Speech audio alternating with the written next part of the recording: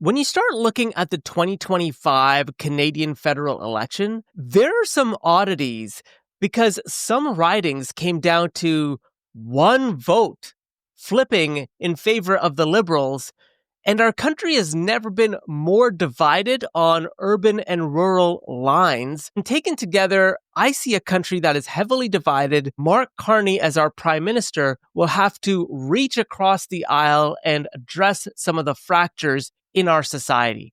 Now, before I get to that, folks, my name is Christopher Balkaran. I run the Open Minds podcast, where I explore some of the world's biggest topics with genuine curiosity, and I delve into topics that others are afraid to for fear of being canceled, but I do so with an open mind and a genuine curiosity about the way forward.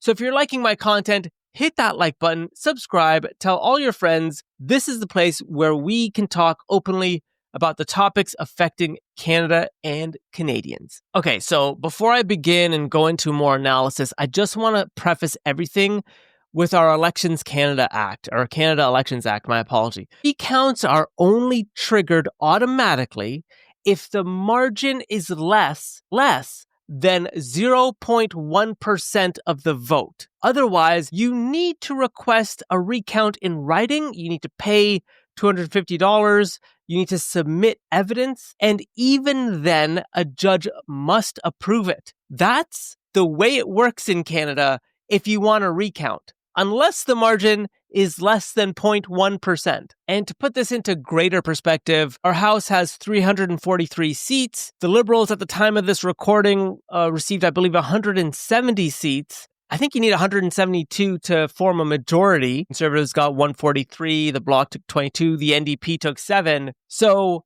all you need are recounts and I think 3 or 4 ridings, and the Liberals start entering into majority status. Well, get this, in Terrebonne, Quebec, the seat flipped from the Bloc to the Liberals by one vote.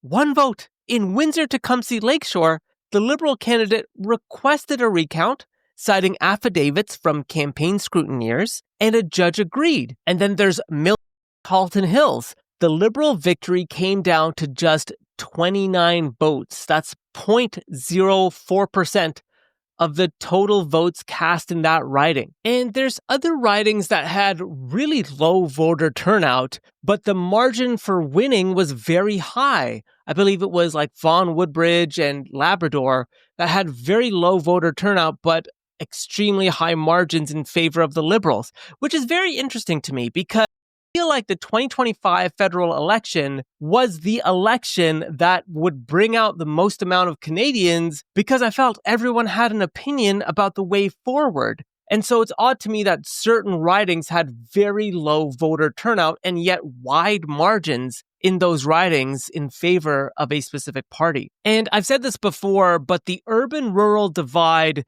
is real. When you start looking at the Liberals and how they were able to basically clean up the Greater Toronto and Hamilton area, Vancouver, Montreal, the metropolitan areas, I mean, it was a Liberal sweep in our urban centers.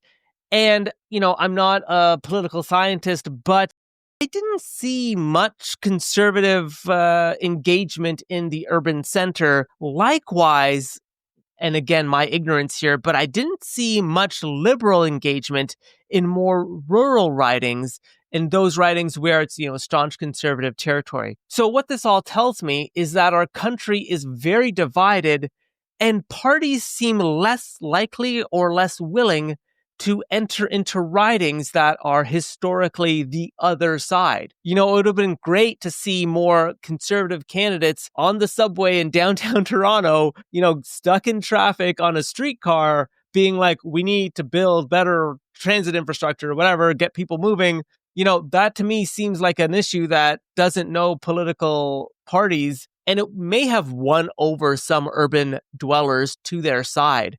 But I just didn't see that at all. And that tells me that our country is further divided more than I probably even imagined. And as any leader of a federal government, you know, you have to really reach across the aisle sometimes and work with your partners. I really do believe the election of Mark Carney is a repudiation by Liberals to Justin Trudeau. One of the first things Carney said is there is no Liberal NDP coalition. That that to me shows a symbolic step away from the NDP and towards more centrist policies. He also allowed Polyev to run in another riding, again, that perhaps olive branch maybe. But to me, I think Carney sees the merit in working with others than against others. And something that I was really kind of upset by the Trudeau-Polyev chemistry or the war of words was both were just appealing to their base.